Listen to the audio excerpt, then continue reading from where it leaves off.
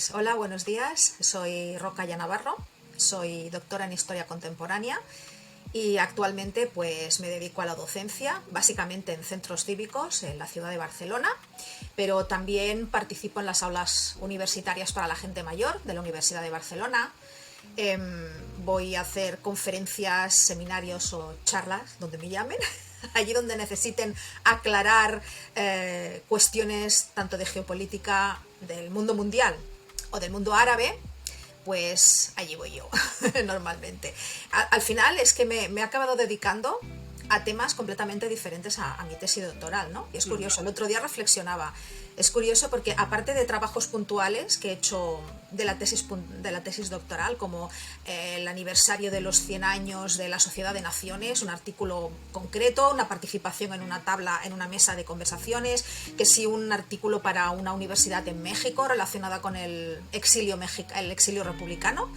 Pero más allá de esto, después, a posteriori de mi doctorado, no me he dedicado para nada a los temas vinculados a mi tesis doctoral y es ¿Qué es curioso, lo ¿no? que te ha llevado a cambiar de rumbo, digamos?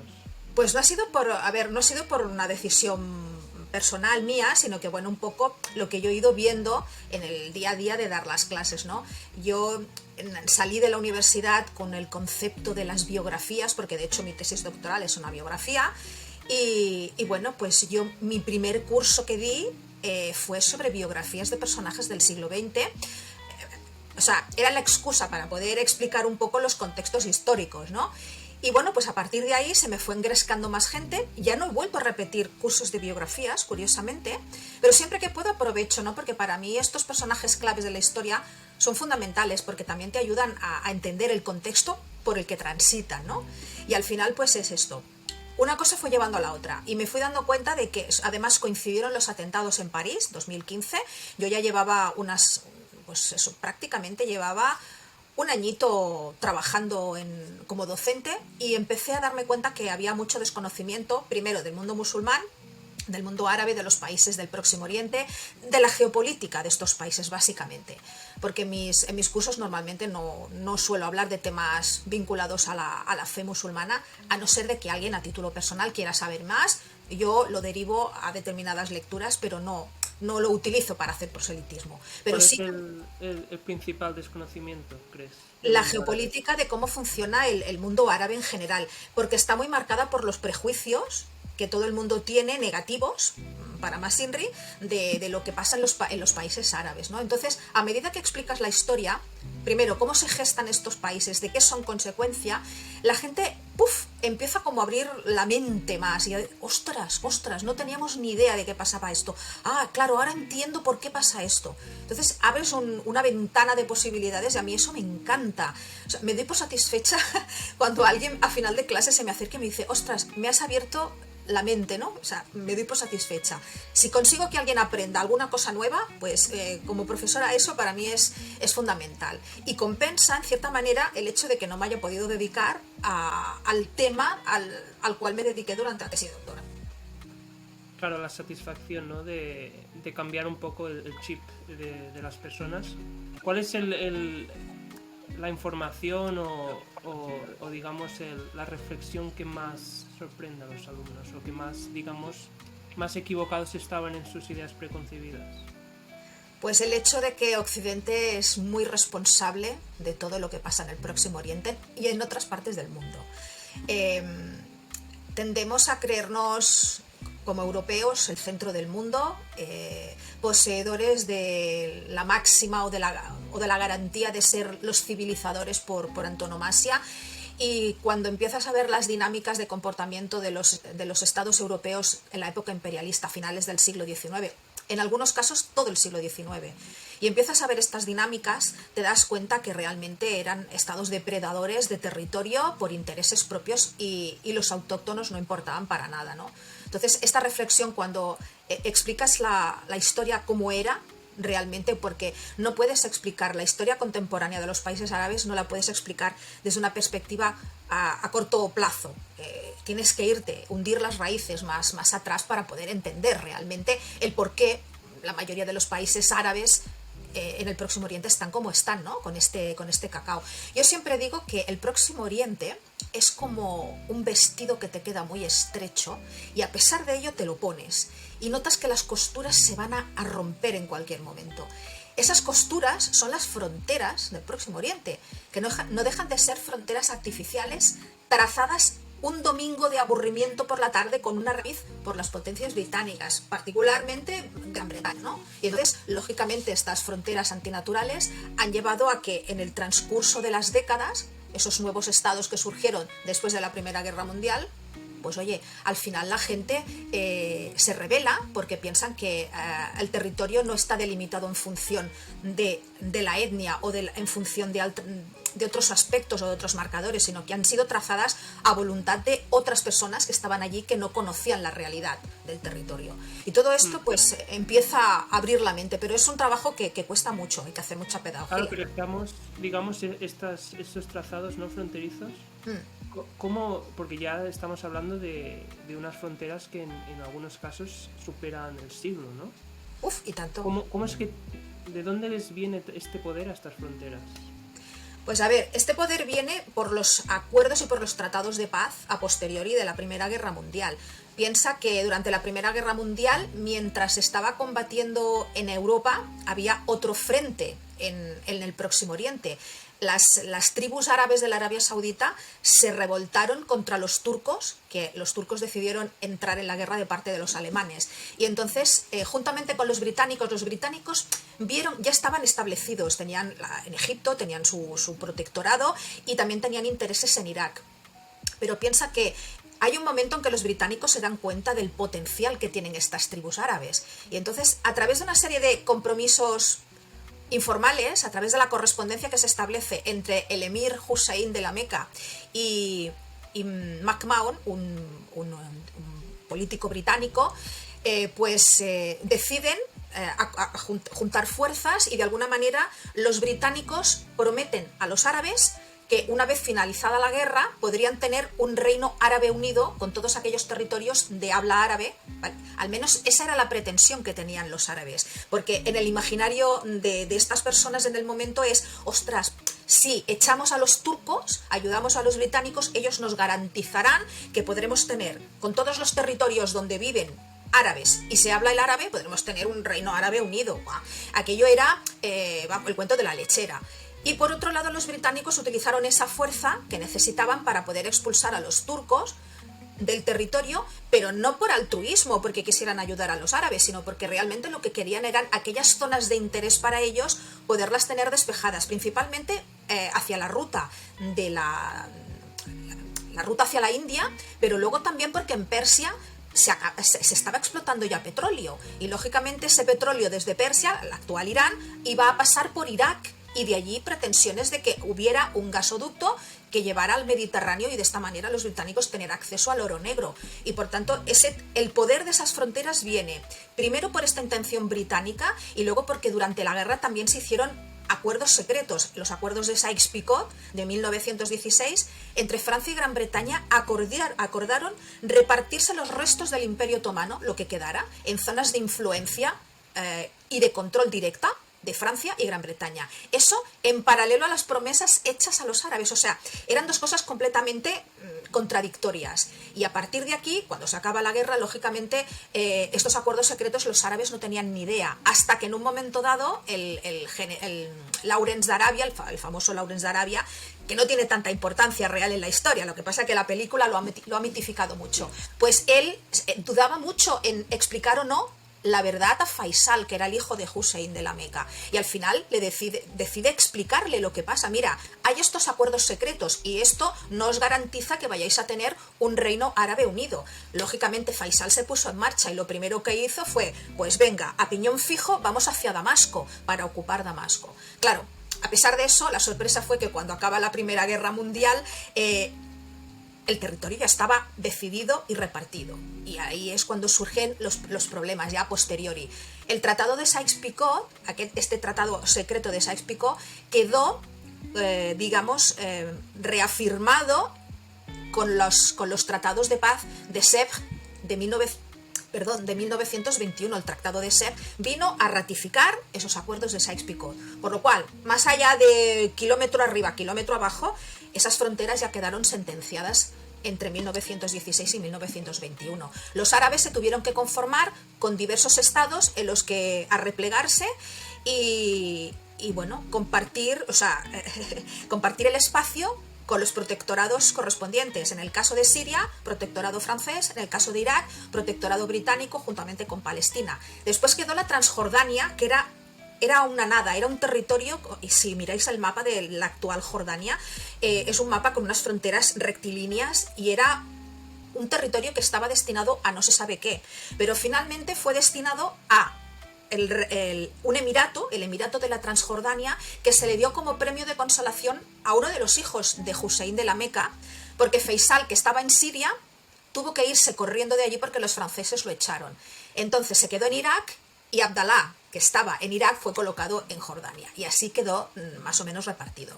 A partir de aquí, la historia de estos países es la de revueltas, magnicidios, protestas contra los ocupantes. Cuando alcanzan su propia independencia, estos países no son capaces por sí mismos de instaurar un sistema político fuerte y coherente. Juntamente eso, con el problema de las fronteras artificiales, tienes el cóctel Molotov, que es la actualidad del Próximo Oriente. Claro, hablamos de árabes también en general, pero dentro del mundo árabe existen también sus propias diferencias y enemistades incluso más fuertes, ¿no? que hacia estas fuerzas invasoras, digamos. Por ejemplo, clásico chiitas, sunitas. Sí, pero esto, sobre todo el chiismo, la confrontación entre sunitas y chiitas, digamos que son como fuerzas como más subterráneas en estos países, porque son de mayoría suní, aunque por ejemplo en Irak nos encontramos una minoría chiita muy importante. En Siria, por ejemplo, la clase dominante desde los años 70, que es la familia al-Assad, ellos son alawitas, que son una branca chiita del Islam. Entonces, es de un tiempo a esta parte, no muy lejano, que vemos en estos países cómo estas corrientes chiitas intentan ganar más espacio. Pero es cuando empieza realmente esta confrontación entre chiitas y sunitas, es con la revolución de Jomeini en el 79, que eso representa una especie de amenaza terrible para la Arabia Saudita, y es entonces cuando Arabia Saudita decide contraponer al discurso teológico de los ayatolás el suyo propio, y es cuando el wahabismo en Arabia Saudita empieza a cobrar la fuerza que está cobrando. Pero no nos engañemos, Arabia Saudita, cuando se crea en 1932, creada por la familia Saud ya estaba emparentada con la familia Wahhab, de aquí wahabismo. Entonces han tenido esta imbricación, estas dos ramas familiares, pero no es hasta la revolución de los ayatolás que se va un grado más arriba, se radicaliza más el discurso, sobre todo por contraposición a lo que ha pasado en Irán, ¿no? En la revolución de Jomeini, y desde entonces sí hay esta pugna como más materializada, llevada al plano geopolítico.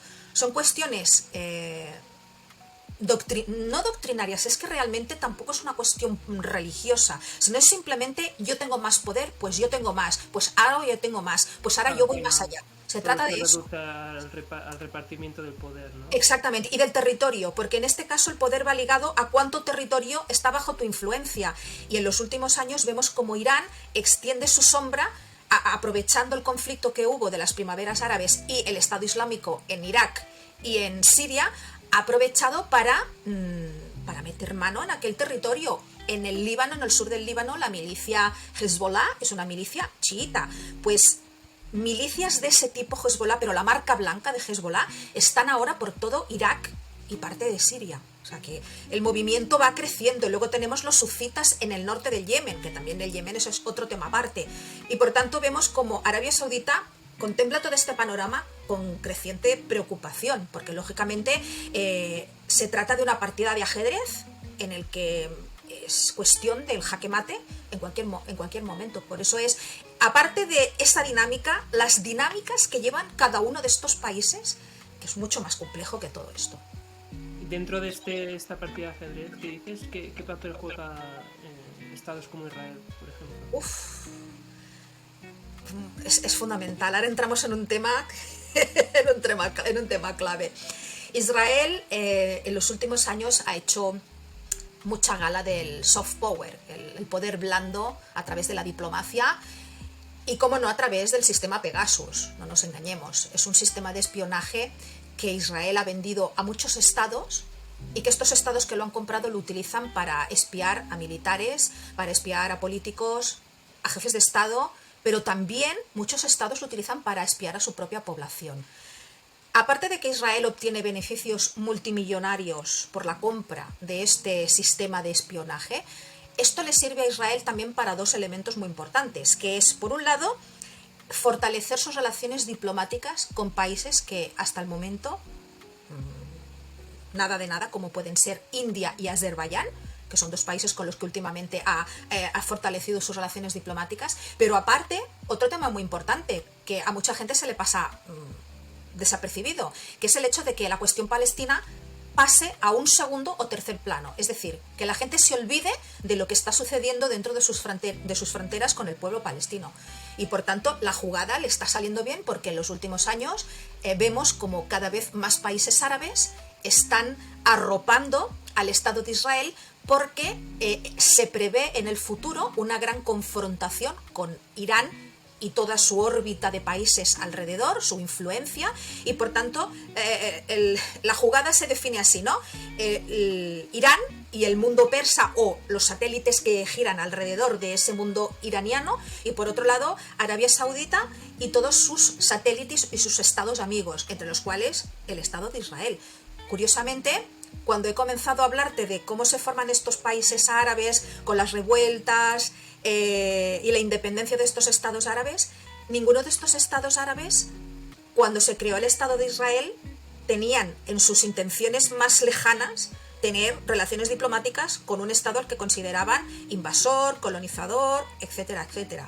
Y ahora, sin embargo, han tenido que pasar décadas y décadas de conflicto, y vemos que el conflicto sigue, porque sigue cada día que pasan cosas dentro del Estado de Israel y en los territorios ocupados, y sin embargo los estados árabes han dejado de lado la preocupación por el pueblo palestino y no se esconden en darle apoyo al Estado de Israel, ¿vale? O sea, más que al Estado de Israel, al gobierno.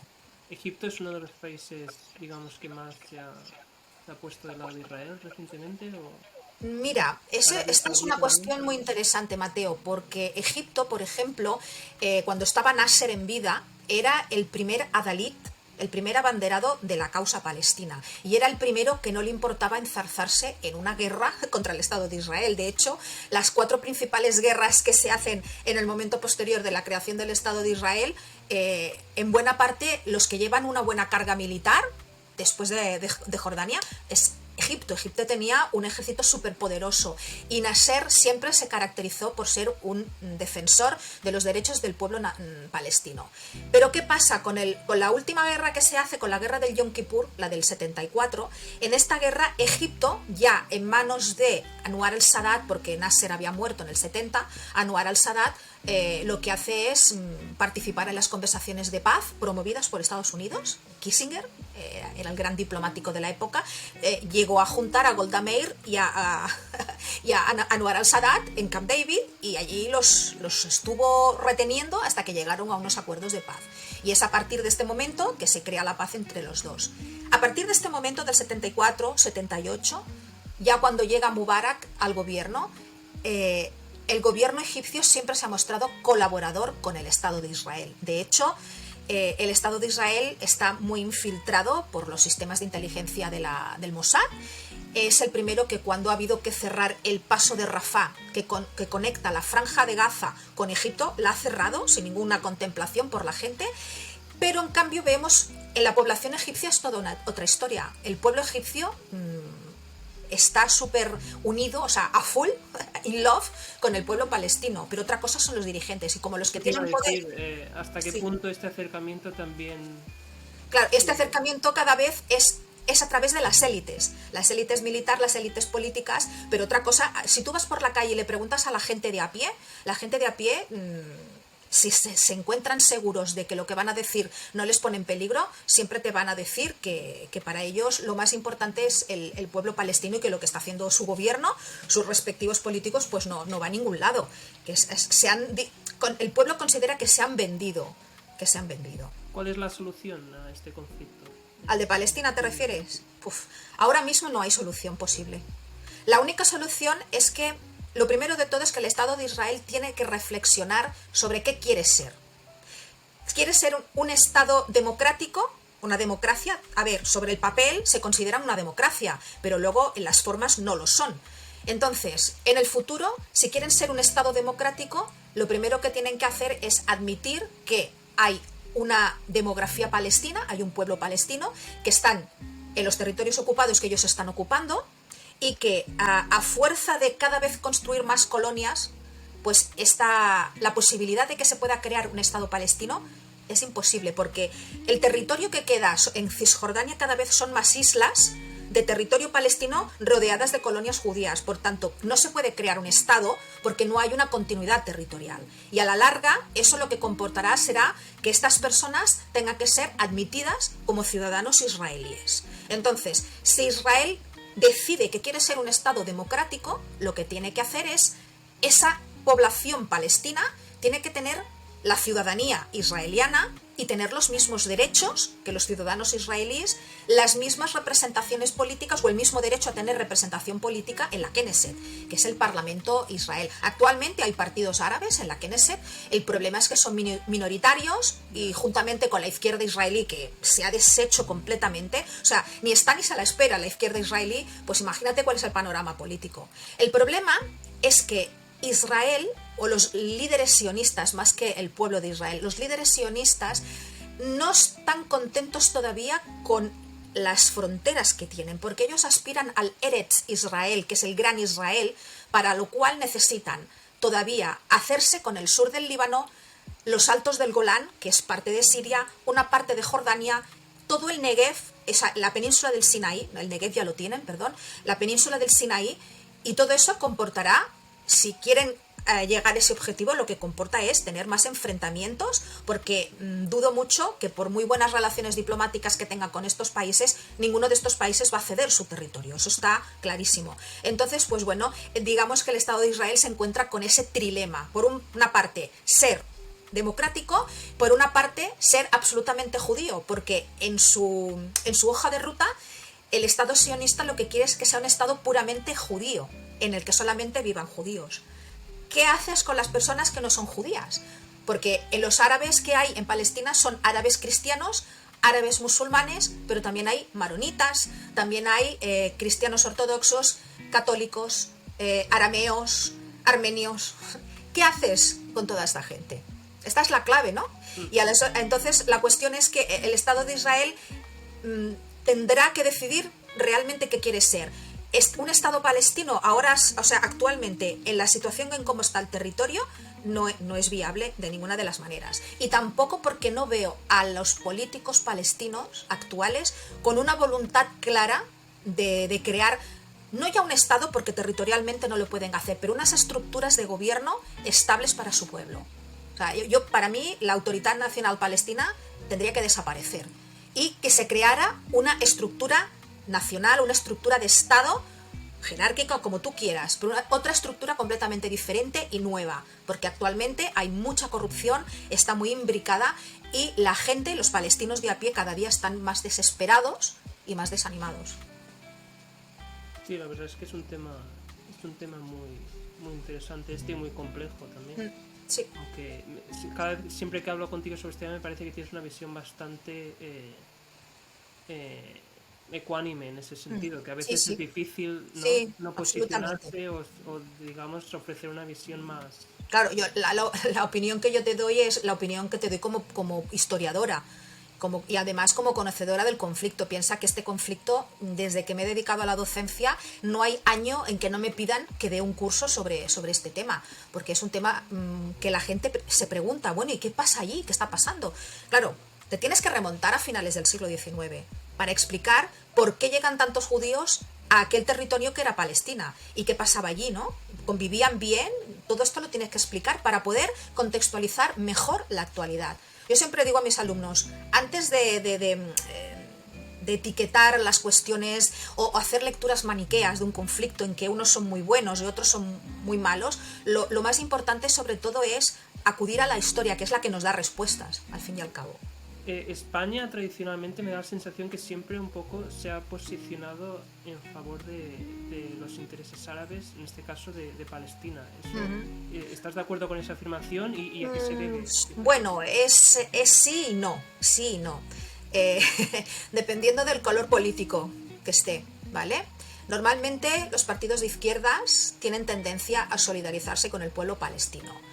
Quiere decir que cuando se sufre una agresión por parte del Estado de Israel hacia el pueblo palestino en respuesta a un atentado por parte de los palestinos, porque aquí entramos en un círculo vicioso. La mayoría de los políticos, sean del color que sea, siempre se han posicionado en la paz, o sea, el discurso ambiguo y vaciado de contenido ideológico, ¿no? Por favor, sentaros, dialogad. De hecho, Madrid fue escenario donde se gestaron los acuerdos de Oslo en el año 91. Entonces, pues bueno, es un buen punto de inicio, porque la democracia española siempre, el gobierno español siempre ha tratado de buscar establecer paz, establecer que hayan estados democráticos antes que promocionar que hayan conflictos. No obstante, mientras se habla de paz, se les vende armas a los dos lados. O sea, es de esas cosas que no se... Es un negocio. Sí, sí, claro, business is business, pero claro, después con qué moral sales a hablar de paz y de entendimiento. Entonces, pues bueno, a nivel del Estado, pues hay de todo. Ahí pues, piensa además también que las comunidades judías que hay en España en general, pues lógicamente tienen su postura, como no podía ser de otra manera. Y las comunidades palestinas o pro-palestinas que hay en Barcelona, pues también, o en Barcelona y en España también tienen la suya. Lo que pasa que cuando tiramos de escuchar las opiniones de estas plataformas vinculadas al mundo judío o vinculadas al mundo palestino o pro-palestino, normalmente son posturas que están en las antípodas, ¿vale? Es difícil encontrar esta ecuanimidad, y entonces yo siempre apelo a la gente que cada uno con su conciencia, previo conocimiento de la situación, que crea lo que es más conveniente, pero es difícil, muy difícil posicionarse, o sea, no posicionarse en un bando o en otro. Cuando me preguntabas, ¿no?, sobre qué hablar en la conversación de hoy, me comentaste la guerra de Ucrania. Hoy sí, es que mañana se cumple un año de la invasión rusa en Ucrania. Y bueno, pienso que sería un buen momento para hacer balance, ¿no? Porque lo que estaba previsto que fuera una guerra relámpago de pocos días, porque de hecho Putin así se lo aseguró a Xi Jinping, a su colega chino, le dijo, oye, que voy a hacer esto, le avisó, pero Xi Jinping le dijo, haz lo que tengas que hacer, pero que sea rápido. Lógicamente porque a China no le interesa para nada de la vida que en estas latitudes del planeta haya un conflicto, porque él tiene unos intereses económicos que defender. El problema es que ha pasado un año y lejos de encontrar una resolución al conflicto, la cosa está como muy complicada, está muy encallada, y en el Donbass hay una guerra de trincheras, que a mí me recuerda a la Primera Guerra Mundial, ¿no? Aquella guerra de trincheras en que un día exactamente avanzabas 200 metros y al día siguiente reculabas 75, y dices, bueno, ¿hasta cuándo puede resistir las personas, los que están en el frente? La población civil es la que está sufriendo muchísimo, ya no solamente la que se ha tenido que ir, sino la que se ha quedado allí. Ves diversos programas que se han emitido, documentales sobre este tema, y la verdad es que es bastante... te encoge el alma de ver cómo están viviendo las personas que se han quedado allí porque no han podido huir, porque son demasiado mayores o porque ya es demasiado tarde. Y se te encoge el ánima, ¿eh? O sea, el alma es una cosa que te afecta. Desde la perspectiva del historiador, ¿qué podemos aportar a este conflicto?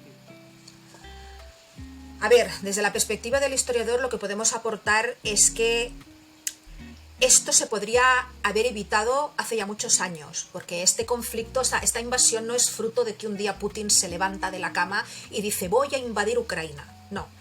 Este conflicto viene gestándose desde hace mucho tiempo, y hay de fondo dos razones. Una más antigua en el tiempo, que es el problema histórico, según la interpretación de Putin, y después está el problema emocional, que es a más corto plazo. Digamos que el problema histórico de más largo plazo, en el cual sustenta Putin y digamos que basa su invasión, es porque considera que Ucrania son parte de las tierras que pertenecían a las primigenias tierras rusas, ¿vale? Para que no nos armemos un lío, en el siglo IX los vikingos que venían de Escania cogían por tierra, bajaban por lo que actualmente es Bielorrusia y conectaban con los ríos para ir al Dnieper y de allí al Mar Negro y hacer comercio con Bizancio. Por el camino también eran depredadores de riquezas y de recursos, o sea que comerciaban pero también eran depredadores. Y estos vikingos cuando llegan a las tierras del Rus, arriba a zona de Bielorrusia, se encuentran que los eslavos, que eran los que habitaban allí, les dicen, oye, necesitamos ayuda porque hay aquí un pueblo, el pueblo de los házaros, de origen túrquico, nos están molestando un montón y es que no los queremos aquí. Entonces, de estos vikingos, 3 hermanos decidieron hacerse cargo de las incursiones militares y sí, echaron de allí a los házaros, pero acabaron por instalarse. Entonces, ellos llamaban a los eslavos Rus, les llamaban Rus. Y a partir de aquí se instaura una dinastía, la dinastía rúrica, porque uno de los hermanos se llamaba Rurik, y a partir de aquí se quedan instalados en la tierra, van conquistando territorio, y ya a finales del siglo IX ya nos encontramos que un tal Olev de Novgorod, a partir de la ciudad de Novgorod, diseña una serie de campañas militares con el objetivo de llegar a Kiev. ¿Por qué Kiev? ¿Por qué es tan importante Kiev? Porque Kiev está allí mismo donde pasa el río Dnieper, está a las 2 orillas, y este río les conectaba con el Mar Negro y con el comercio del Imperio Bizantino. Y por tanto, a partir de aquí, a partir de las décadas, los siglos, la historia, el territorio va creciendo hasta el punto de que cuando llegan los mongoles a conquistar toda aquella zona, el único reducto que no cae en manos de los mongoles es el Rus de Moscú. Moscú es el único enclave que resiste la embestida de perdón, la embestida de los ya lo diré mañana, ahora no me viene, de los mongoles, las hordas de oro, son los únicos. Y es a partir de aquí que según Putin y según la historiografía rusa se crea la Rusia actual. Estos territorios, esta base de territorios serían la actual Bielorrusia, la actual Ucrania y la parte más occidental de Rusia. Esto sería el núcleo del Rus. A partir de aquí Rusia va creciendo. Y ya no entramos más en historia tan antigua. En este sentido, Rusia, Putin, en este caso, reivindica este territorio como parte del legado histórico de Rusia. Después, el problema emocional, y este es más reciente, es que cuando acaba la Guerra Fría, se desintegra la URSS, Gorbachev recibió promesas por parte de las potencias occidentales de que la OTAN no se expandiría hacia la Europa del Este o como mínimo hacia aquellos países que habían pertenecido a la órbita soviética o del Pacto de Varsovia. Evidentemente, estos pactos nunca fueron escritos, jamás, fueron pactos verbales, informales, y esto ha llevado a que cada uno ha hecho de su capa un sayo. La OTAN, como no hay nada escrito, cada vez que un miembro del antiguo Pacto de Varsovia ha manifestado su interés en formar parte de la alianza, la OTAN no ha dicho que no. ¿Qué ha pasado? Que también cuando se acaba la Guerra Fría, a Rusia se la somete a un aislamiento geopolítico brutal. El nuevo orden mundial, aquella famosa frase de Bush padre, de estamos en un nuevo orden mundial, porque los Estados Unidos surgen como los grandes vencedores morales de aquella contienda de la Guerra Fría. Pues ¿qué pasa? Que este nuevo orden mundial dejó completamente arrinconada a la Federación Rusa. Y eso fue un error estratégico colosal.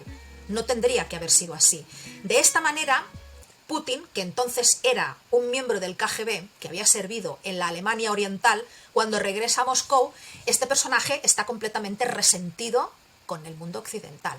Y ese odio y ese resentimiento ha ido creciendo en sus entrañas, y en el momento que él ha llegado al poder, su objetivo era intentar recuperar ese espacio vital pues, o sea, de la época soviética, pero también hacer valer su poderío y hacerse respetar. Y de alguna forma eso lo ha ido consiguiendo poco a poco, porque ya os recuerdo que Rusia, la Federación Rusia, quedó completamente marginada en ese nuevo contexto de la Guerra Fría. Claro, tú que has escrito una biografía de otro personaje, pero digamos que estás metida en el mundo de las biografías, aquí en esta contienda de este conflicto que digamos que ya lleva bastantes años, sí. ¿Dónde separas el personaje, en este caso Putin, de la geopolítica o de, digamos, el long durée, digamos, de... Sí, a ver, es un error subestimar a Putin, ¿vale? Es un error subestimarlo porque aunque es una persona muy errática y que puede dar la sensación de que es imprevisible, porque de hecho Putin es como una especie de oso que está acorralado en un ring, y eso es muy peligroso. Pues a pesar de ser una persona, de tener una personalidad errática y ser imprevisible, en el fondo es una persona racional, pero la racionalidad de Putin es la que le permite cometer todas las estupideces que lleva cometiendo desde hace muchísimo tiempo. Pero estas estupideces están basadas en la información que posee. Es decir, que el fallo viene en cómo interpreta él la información que le aportan sus servicios de inteligencia, porque tiene varios servicios de inteligencia, cómo él interpreta o cómo interpreta él esta información y el propio discurso que él ha ido construyendo, porque es un discurso que es que realmente se lo cree, lo tiene muy interiorizado. Sí, sí, absolutamente, ¿eh? A ver, hay personas que los oyes decir un discurso, pero tú ves, este tío no se lo cree ni él lo que está diciendo. Pero es que en el caso de Putin sí, el discurso lo tiene completamente interiorizado. Entonces, el problema es este, ¿no? Que no podemos subestimar a Putin, es que es un loco, es que está loco, ¿no? Eso no lo podemos hacer porque realmente es que no lo está. El problema es que ha tomado una serie de decisiones muy erráticas. Esta invasión, de entrada, es un producto de su mente, ¿vale? Él no es estratega militar, no tiene formación militar de ninguna clase, aparte de que a veces sale fotografiado con vestimenta militar y subido en un tanque para hacer el paripé.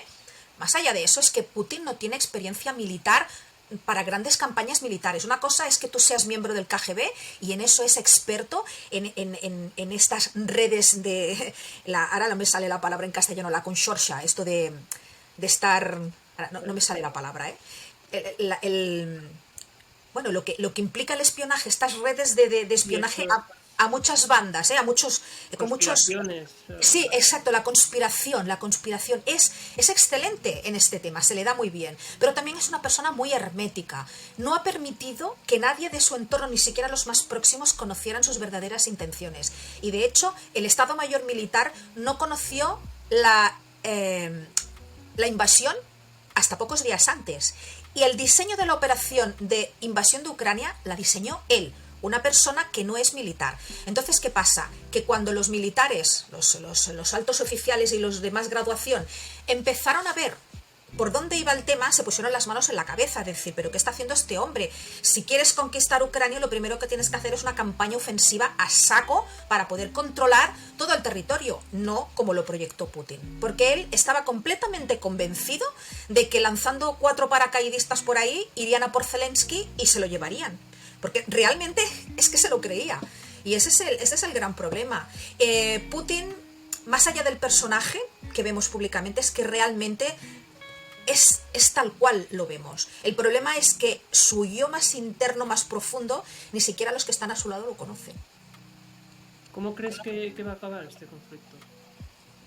No me gusta pedir por predicciones. No, mira, la función del historiador no es... No, exactamente, no tengo una bola mágica, no puedo adivinar lo que va a pasar.